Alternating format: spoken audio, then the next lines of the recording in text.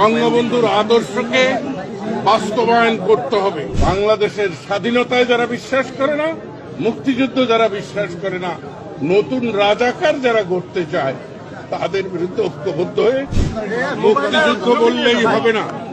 মুক্তিযুদ্ধের চেতনা, বঙ্গবন্ধুর আদর্শকে বাস্তবায়ন করতে হবে। এবং আজকে যারা সরকার চালাচ্ছে, এই সংস্কার আন্দোলন তরুণদের এটা কিছু না, এর পিছনে যারা কাজ করছে তারা তো আসবেই। তাই সরকারকে, বঙ্গবীর কাদের সিদ্দিকী যে কথা বলেছেন, আমিও বলি যে সর্বদলীয় সম্মেলন ডেকে বলা হোক দেশের এই পরিস্থিতি। আসুন আমরা বঙ্গবন্ধুর আদর্শের, মুক্তিযুদ্ধের,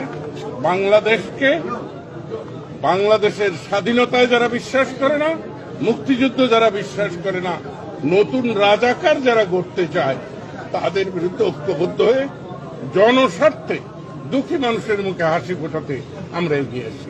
থ্যাংক ইউ। জয়